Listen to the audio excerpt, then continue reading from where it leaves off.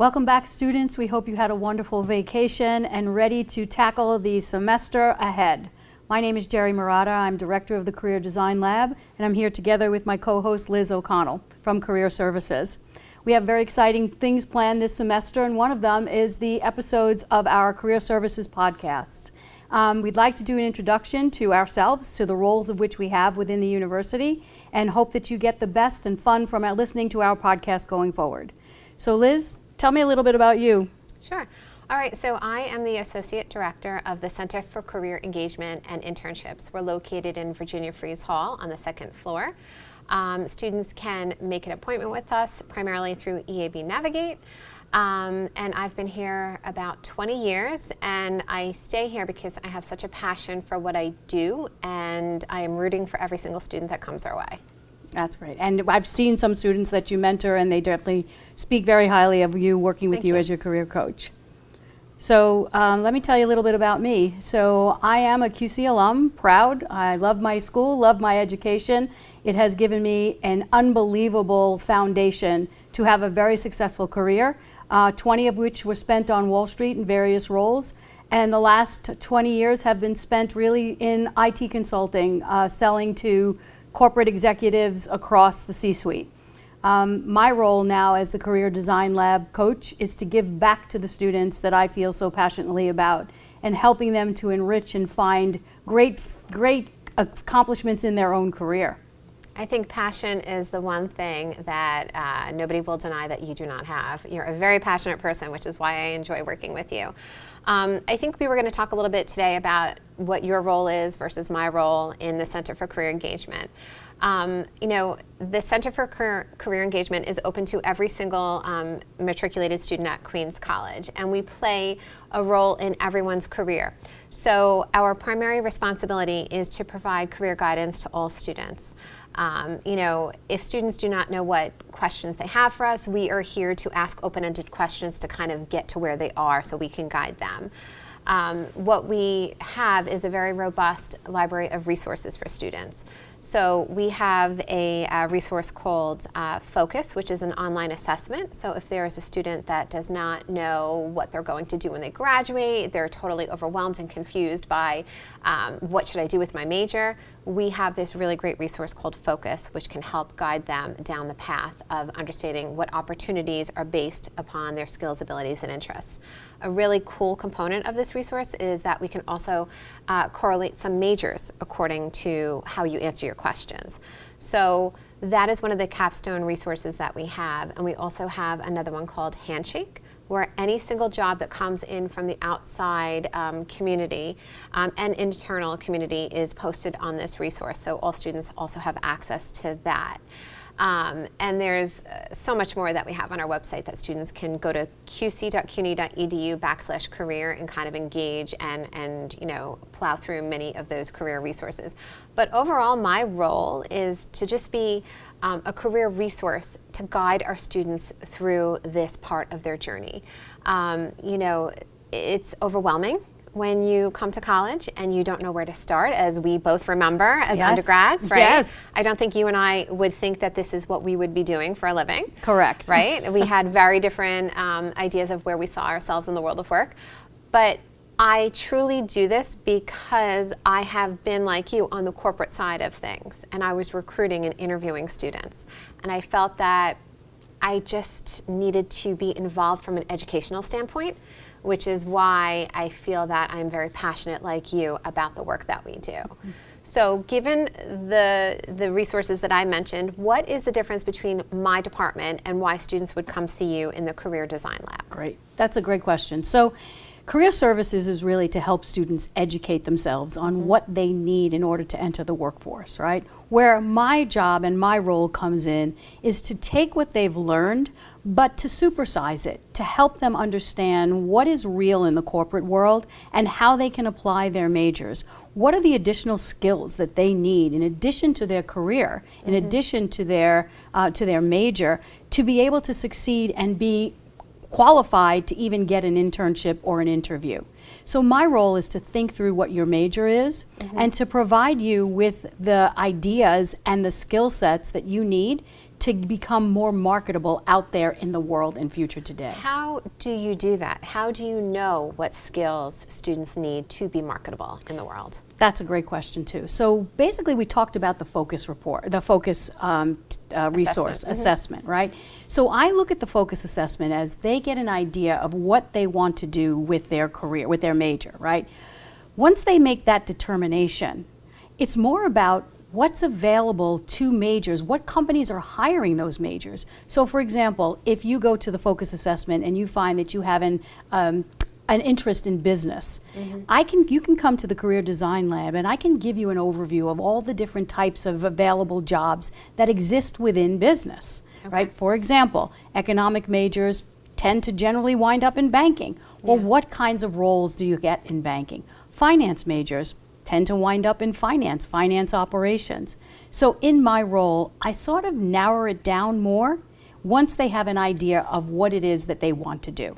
So a lot of students that will be business majors, I guess that declare business majors, are they the ones that would come to you? Do you see all students or very specific majors? I'm currently only seeing business majors right now. As we begin to build out the Career Design Lab, we do think that there will be other majors that will be able to come in, but more importantly, tech majors also. I'm seeing tech majors as well because the world of financial technology is very large in terms of marketability. Right. So students who have degrees in computer science and economics is definitely a student that I would see.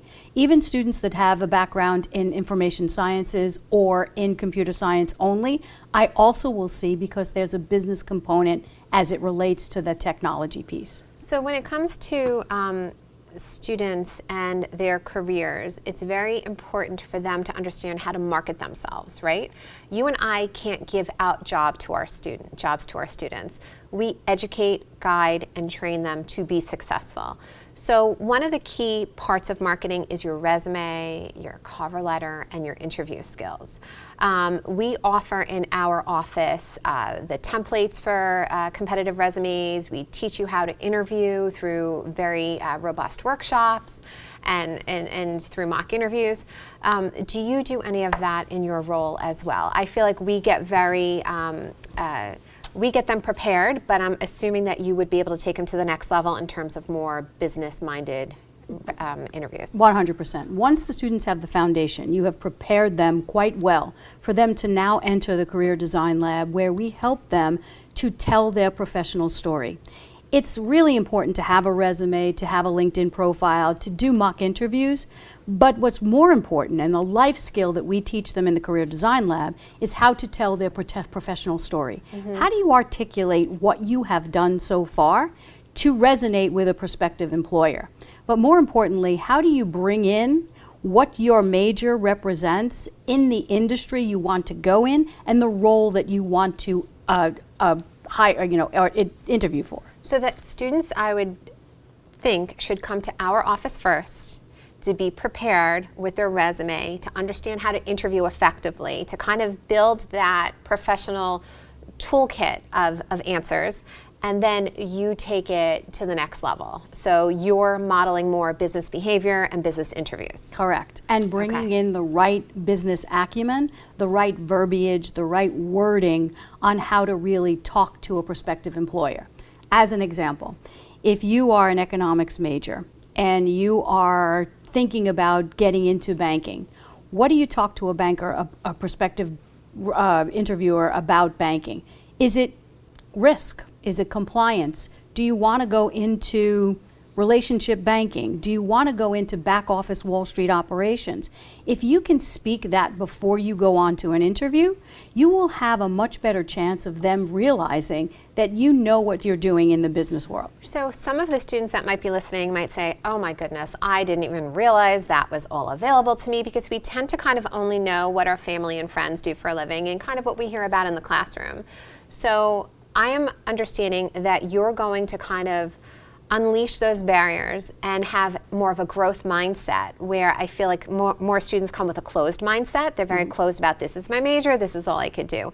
But you're going to take them down a journey of exploration and show them different opportunities based upon where their interest, abilities, and skills lie. Absolutely. They're going to be open to the world of financial services, to the world of technology. They will be able to leverage their internal knowledge about what it is they need to do to find a job, but now they'll be able to speak about what it is that they want clearly and what specific roles are relevant to what they have studied.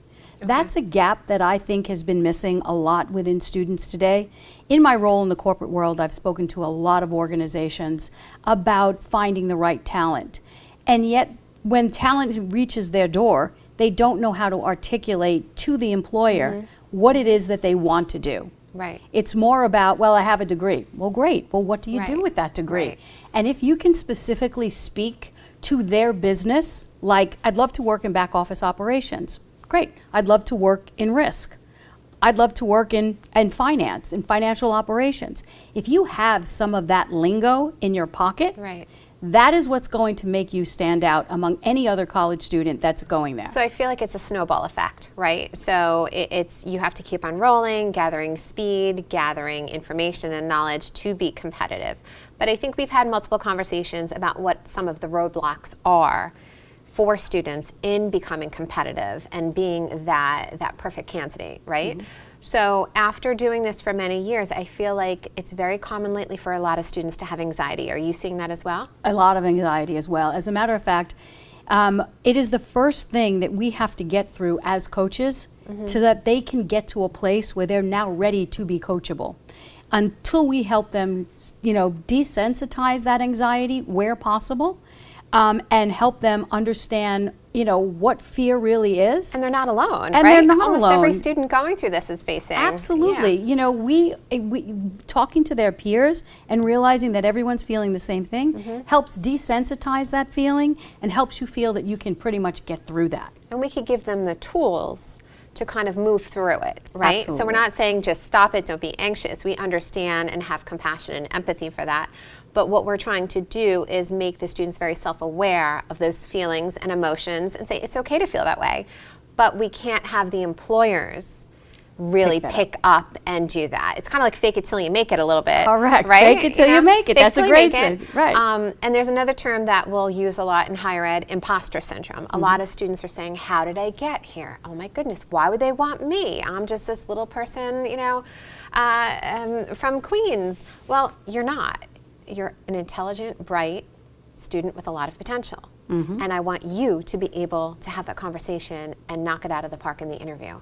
But many students struggle. Right, they do. And we want to make sure that they know that it is normal to feel that way and that we can help them through that. And we have the resources if it becomes too overwhelming. We felt that way, right? When you're coming out of Absolutely. undergrad, you're like, oh, why would they want to hire me? Absolutely. But- And even when I first came out of undergrad, I thought, well, I'm going to walk right into the boardroom and have a very big position. Oh, you did? Oh, Okay. yeah, I did. I thought, well, yeah, I'm going to be like, they're going to be making suits in my office, And of course, that was not the case. And it's a lot to learn. And as we start out and as we begin to learn, but when you look back after having a very, successful career, you realize that if you were able to give students at that time of their life the knowledge that we have gained through the years, they will find a much better path through this career journey. It doesn't have to be so difficult. Correct. Deep down, it comes down to your communication skills, your passion,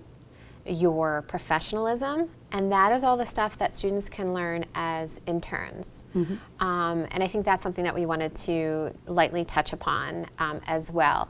What do you see as some of the stumbling blocks in terms of a four-year degree and where students are maybe stumbling a little bit? Like, are they coming in too late? Do they come in too early?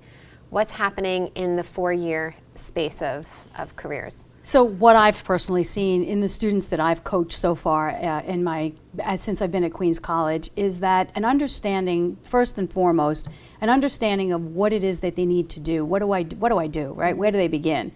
And that's number one. How do I begin? Where do I begin? And then the third thing is, once I've made the decision, what do I do with it? Where can I go? There's a lot of lack of awareness about what opportunities are out there. There's just not a lack. There's also a lack of exposure to that. Right. Sometimes they don't have that capability or ability to know the business landscape, which is where we come in as career coaches, and those who have been in the industries to help them, guide them into the art of what's possible. But in your experience, I mean, that's what I've seen. It's the lack of understanding or lack of knowledge or lack of access to how to put it all, how do I put all these pieces together, right? And that's where, you know, at the Career Design Lab, we really help. But from your perspective, I know we've had conversations.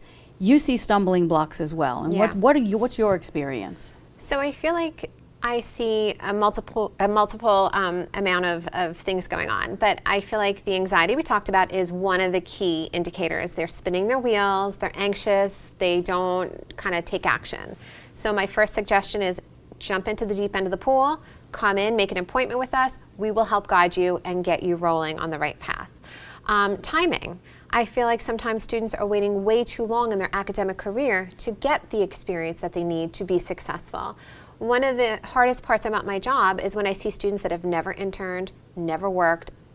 How do you fill up a resume? That's heartbreaking. It's really hard. It's not about the money. It is about the experience, the references, the stuff that you could talk about in an interview. It's all about transferable skills. Right. So I really want to suggest that students work, and work can be defined as a part-time job, an internship, a leadership role as a student, volunteering. So there's multiple ways to get experience onto your resume, but I would say students kind of, and COVID certainly stalled some things. Yes, COVID did. It stalled it for a while, but I kind of feel like employers are also expecting things to change now. Yes. You know, it's been like a year or two since that happened, and now we're back to work. So I find that mindset of not getting experience is a challenge. And then just coming in too late. They're coming in their senior year, last semester, some students, and you really want to start by the time you're a sophomore. Get some key courses under your belt. Start to gain that academic confidence, and then come and start to plan ahead. Because I know in the business world, it's a little different for liberal arts majors, but in the business world, they start recruiting in September and October for May and June internships. Yes. Right? Because the last thing I'll say is when you come from high school, you're on that mindset of summer is like July 1. Nope. Summer is May 15th in the college world. We end our semester and we start working. So I think it's all of those things to kind of grab onto a new time schedule, overcome the barriers of anxiety and fear, and just come in and start earlier. Yeah, 100%. And also the thing that they have to consider is that summer vacation is great, but it's not 2 months anymore, right? We talk about building a continuous learning mindset. You know, what we find too, data suggests that most students that come out of universities with undergrad degrees will have to go to boot camps, so will have to get additional skill sets. We want to avoid that this semester. We want to give students the skill sets that they need so that they don't have to go out and get boot camps. Again, the Career Design Lab is meant to provide you with the right you know, playlist, if you will. It's like a supplement. A supplemental to build that continuous learning mindset. So you're getting a degree in economics. What else do you need? Well, you may need to understand banking regulations. Let's take some webinars and videos on banking regulations. Let's get some of those skill sets under our belt so that when you're out there going to interview, you have so much more on your resume than any other student coming out of an undergrad degree, college or university that doesn't have that. So now open up your mind to start taking additional skills and learning and courses and workshops. One of the workshops you and I ran together that has been extremely successful is the Career Readiness Masterclass. It is a foundational program. We have put many students through that program, and I'm happily to say and report that many students who have gone through that foundational program have done exceptionally well. They've learned to tell their professional story. They've learned to articulate it quite well to employers. They've had benefits of one-on-one coaching with you and I and other coaches in the industry. And they've landed fantastic jobs. Bloomberg just recently hired 3 additional ones at the Alpha Convention. And also Bank of New York Mellon also just hired. I know that candidates who have come to me in accounting have landed at the top 4. I mean, they've just had, it's really important. It's transformational for them. In 6 weeks, they're coming through a very intense workshop, but they show up, they don't miss it, they do the homework. So I will say, although it's transformational, the right student has to be dedicated to this level of commitment in order to be successful. And if they're patient and if they believe in the process, as you're saying, they're doing great things. Yes, they're they're landing doing great wonderful things. spots. They just need to learn it. They just need to learn that lingo. And plus, the class is a lot of fun. We've all had a ton of fun in that It's class. engaging. Students have actually seen their own transformation. We do a before video and an after video. But when they look at themselves when they first come in, and then when they've gone through the program, and they see now how they can create that video that clearly articulates who they are, tell their professional story. They can view some of the videos. We can have them online. We'll have them accessible so they can see the transformation themselves. You literally see that growth, though, You Gerry. see the growth. You see the growth Absolutely. in the video from being, a very not competitive to being very confident. Very confident. In 6 weeks. 100%. 100%. Okay. So in summary, I think, what we'd like to do is just sort of give you an idea of why it's important for you to leverage career services and the Career Design Lab. Liz is an amazing career coach, along with Eleanor Manashev, along with Karen Johnson, myself included. Come and see us anytime you feel the need. You can make an appointment through QC Navigate. Make sure that you go through foundational career services. It's really important to get the education through the coaches in career services, and then come and see me if you're a business major, BALA major, accounting, finance, economics, and begin to learn what you can do with your education and your career. We did talk upon the mental health, and we did talk about anxiety as being a limit. And we believe, Liz, correct me if I'm wrong, it's worth us to have a session Oh, yeah. on the next podcast. What do you do to get through the anxiety? Yeah, right? if your mind is not in the right place, an employer is going to feel that and sense that. Yeah. And we don't want to have you go out on an interview without you knocking it out of the park. I fully believe if you embrace this process, you learn, you change, you do the hard work, you will get multiple offers. If you are going out with an anxious temperament and you can't have that confidence to communicate, which an interview is a conversation, essentially. Yes. That's what it really is. It's not supposed to be question, answer. But I want to be able to have you have some self-awareness, have you get the support and guidance you need so that you can have that wonderful conversation. Because once you have that first job, it gets a lot easier. Absolutely. The first job's the hardest, as you That's and I know, right. and then First you fly. one. Right, and then it goes, right? Yep, then it goes. We want them to know they are a Queens College student. That is a lot of pride in those words, and we want them to get through their whatever is challenging them to be successful. Yep. So I think we do our next podcast on how to overcome anxiety and provide resources to get us in the positive mindset so we can go out there and really begin. And have that growth mindset. Have that growth mindset versus and go out fixed. there and start capturing the world. Yep, Right? sounds good. Okay, All right. sounds great. So stay tuned for the next podcast where you'll be trying to deal with some anxiety issues and talking to professionals who deal with anxiety as well. Absolutely. Thanks, Okay, Cher. all right, Liz, thanks. All right. Good to see you. Same here.